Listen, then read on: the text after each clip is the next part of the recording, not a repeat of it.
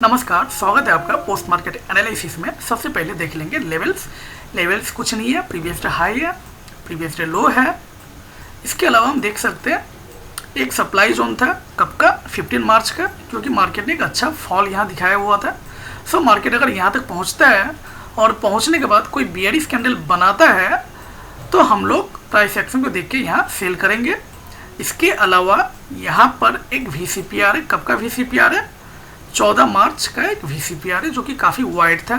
अगर मार्केट मान लीजिए इसे तोड़ भी देता है तो भी काफ़ी चांसेस है VCPR से रिवर्सल का, क्योंकि हमने बैक टेस्ट किया हुआ है। VCPR जो है 80 to 85% ऑफ टाइम मार्केट को रिवर्स करता है। हाँ, VCPR से रिवर्सल के लिए भी हमें प्राइस एक्शन देखना पड़ेगा। हम आँख बंद कर ही वहाँ सेल नहीं करेंगे, ठीक है। इसके अलावा मैं बोल देना चाहूँगा, अगर किसी को चार्ट्स चाहिए तो आप एक बार डिस्क्रिप्शन बॉक्स चेक कर लीजिएगा। लास्ट 8 साल का चार्ट्स आपको वहाँ से मिल जाएगा। वो आपको किसी भी टाइम फ्रेम में चाहिए मिल जाएगा, 1 मिनट, 2 मिनट, 5 मिनट, 15 मिनट, और कोई भी स्टॉक्स का मिल जाएगा और कोई भी इंडिसेस का मिल जाएगा, निफ्टी, बैंक निफ्टी, किसी का भी, ठीक है। चलिए बात करते हैं पैटर्न की। तो फर्स्ट कैंडल में ही अपना गैप अप रिजेक्शन पैटर्न बन चुका था। इसका target normally previous day high तक होता है, ठीक है। स्टॉप लॉस जो है इस कैंडल के ऊपर ही हो जाएगा, और हमारा अगर 20 से 22 पॉइंट से ज़्यादा का एट द मनी या इन द मनी निफ्टी में स्टॉप लॉस हो तो हम लोग ट्रेड को अवॉइड करते हैं। और अवॉइड करने के बाद हम लोग नॉर्मली रिट्रेसमेंट का वेट करते हैं। रिट्रेसमेंट कहाँ तक, सिंपली आप जान लीजिए जहाँ हमारा स्टॉप लॉस होता है लगभग वहाँ तक, मतलब स्टॉप लॉस तक तो नहीं, इस जगह तक बोल सकते हैं आप, फर्स्ट कैंडल के हाई तक, ठीक है। हम थोड़ा बफर स्पेस बचा के रखते हैं, दैट्स व्हाई स्टॉप लॉस थोड़ा स्पेस देकर ऊपर होता है। तो हमें प्रीवियस डेज हाई के कैंडल तक हम लोग वेट करते हैं, ठीक है। तो मार्केट यहाँ तक नहीं आया तो अपना कोई ट्रेड नहीं बनेगा। हालांकि अगर ट्रेड लिया जाता तो आपको 1:1 का रिस्क रिवार्ड यहाँ पर मिलता है, और मिलने के बाद थोड़ा मार्केट परेशान करता, फिर आपको 1:2 का भी रिस्क रिवार्ड दे देता। इसके अलावा नंबर 2 जो ट्रेड था that was evening star pattern at 9:55 red candle. Practice के मुताबिक हमारा स्टॉप लॉस कैंडल के ऊपर ही होगा। स्टॉप लॉस दोबारा हम देख सकते हैं 20 से 22 पॉइंट से ज़्यादा है तो हम ट्रेड को अवॉइड करेंगे, ठीक है। और वेट करेंगे रिट्रेसमेंट का। रिट्रेसमेंट कहाँ तक, दोबारा इस कैंडल के हाई तक, 9:55 के कैंडल के हाई तक। और हम देख सकते हैं यहाँ तक पहुँचने पर मार्केट ने एक अच्छा रिजेक्शन दिया हुआ है, और ये कैंडल जो है डेज पिवोट के नीचे क्लोजर दिया हुआ है, ठीक है। डेज पिवोट काफ़ी स्ट्रॉन्ग सपोर्ट रेजिस्टेंस की तरह काम करते हैं।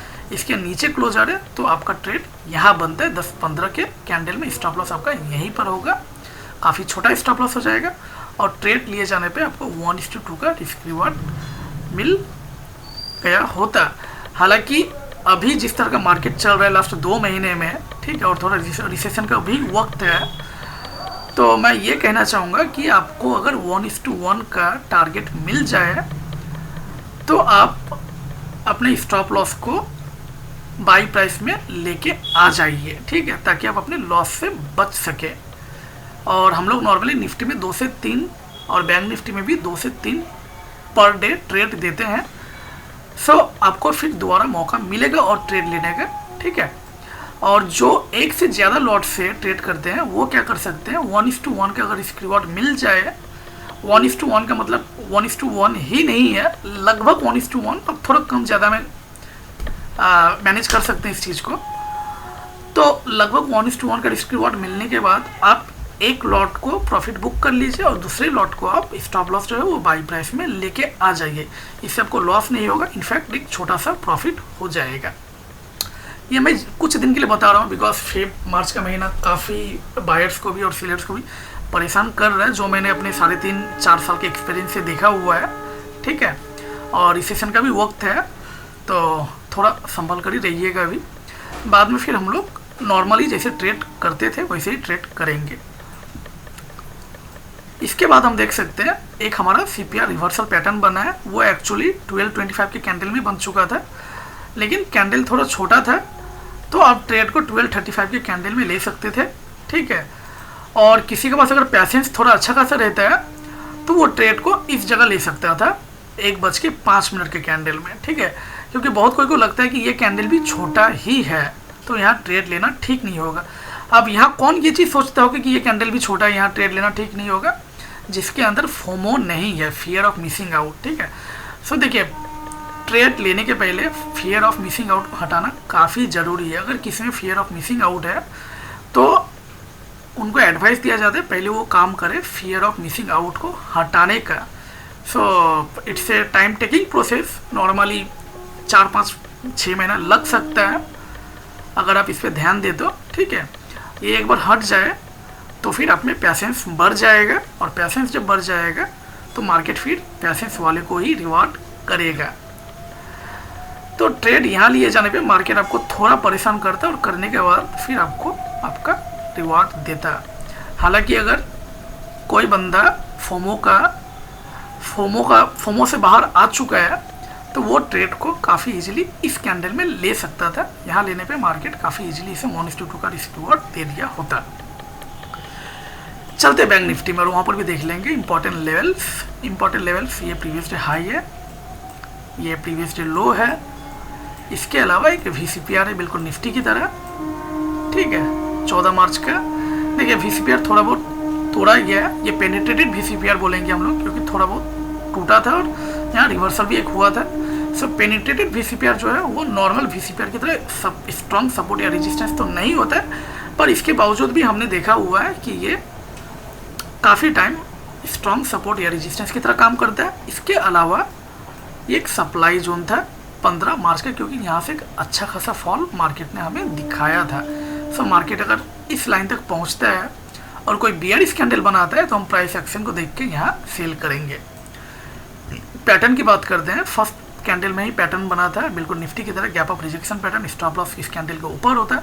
नॉर्मली 40 से 45 पॉइंट्स का स्टॉप लॉस हम लोग बैंक निफ्टी में लेके चलते हैं। इससे ज़्यादा का स्टॉप लॉस हो जाने पे हम ट्रेड को अवॉइड करते हैं। इसका टारगेट जो है प्रीवियस हाई तक होता है। So our risk reward was not favourable, तो हम लोग यहाँ कोई ट्रेड इनिशिएट नहीं करेंगे। नंबर 2 जो ट्रेड था that was evening star pattern at 9:30 red candle. Evening star pattern क्या होता है मैं लगभग हर वीडियो में बताता हूँ। अगर प्रीवियस डे हाई कोई रेड कैंडल से टूटे तो वहाँ इवनिंग स्टार पैटर्न बन जाता है। स्टॉप लॉस जो है इस कैंडल के ऊपर होता है, बट ये ट्रेड लेना सही नहीं था। क्यों सही नहीं था उसके लिए हम चलेंगे वह निफ्टी में और देखेंगे 9:30 का कैंडल। देखिए निफ्टी 9:30 का कैंडल अभी प्रीवियस डे हाई के पास आ रहा है और ऑलरेडी ये अभी डेज पिवोट को नहीं तोड़ पाया है, और डेज पिवोट जो काफ़ी स्ट्रॉन्ग सपोर्ट की तरह काम करते हैं और काफ़ी चांसेस है कि मार्केट को ये ऊपर की तरफ लेके जा सकता है। अगर निफ्टी ऊपर जाए तो बैंक निफ्टी ऊपर जा सकता है। क्यों? क्योंकि दोनों मैक्सिमम टाइम सेम ही डायरेक्शन में चलते हैं। तो यहाँ आपका ट्रेड नहीं बनता था, हालांकि ट्रेड लिया जाता था आपको 1:2 का रिस्क रिवार्ड मिल गया होता, बट अपना काम है डिसिप्लिन फॉलो करना। सो यहाँ कोई ट्रेड नहीं रहेगा। एक बार रिट्रेसमेंट हुआ है प्रीवियस डे हाई तक और देन रेड कैंडल बना है, यहाँ ट्रेड था, लेकिन यहाँ पर भी स्टॉप लॉस आपका काफ़ी बड़ा हो जाएगा। सो यहाँ पर भी कोई ट्रेड अपना नहीं बनेगा। देन यहाँ पे है CPR reversal pattern at 11:40 candle. ठीक है, स्टॉप लॉस प्रैक्टिस के मुताबिक यहाँ पर होता है और यहाँ ट्रेड लिए जाने पे आपका स्टॉप लॉस मार्केट हिट करता है और हिट करने के बाद फिर आपका टारगेट को अचीव करता है। अगर यहाँ किसी ने ट्रेड छोड़ दिया है, ठीक है, तो वो ट्रेड को इस जगह ले सकता था। यहाँ हालांकि नीचे की तरफ CPR ब्रेकआउट हो चुका है, बट निफ्टी हम लोग देख सकते हैं 1220 के कैंडल में निफ्टी अभी भी CPR का सपोर्ट ले रहा है। ठीक है, तो अगर निफ्टी CPR का सपोर्ट ले और बैंक निफ्टी CPR तोड़ के नीचे आ जाए तो मैक्सिमम टाइम हमने देखा हुआ है कि निफ्टी ऊपर की तरफ चला ही जाता है और बैंक निफ्टी को भी ऊपर की तरफ लेके चला जाता है, एंड वाइस वर्सा। इसके विपरीत भी जो है वो भी सही है। यहाँ पर बाय करने पर भी मार्केट आपका स्टॉप लॉस को थोड़ा बहुत प्रॉफिट दिखाने के बाद खा लेता है। ठीक है, सो इसी केस में मैं बोल रहा हूँ कि आपको लगभग 1:1 का प्रॉफिट मिल जाए तो आप अपने स्टॉप लॉस को बाई प्राइस में लेके आ जाइए। ठीक है, और 2 लॉट से ट्रेड जो लोग करते हैं वो एक लॉट को तो प्रॉफिट बुक करके निकाल ले, दूसरे लॉट को आप बाई प्राइस में लेके आ जाइए। ठीक है, जिन्होंने यहाँ ट्रेड मिस किया या फिर उनके पास थोड़ा पैसेंस लेवल हाई है, ठीक है, फोमो से वो उबर चुके हैं, उनका ट्रेड सिंपली यहाँ बनता था और ट्रेड लिए जाने पे उनको आराम से 1:2 का रिस्क रिवार्ड मिल गया होता। Okay, thank you.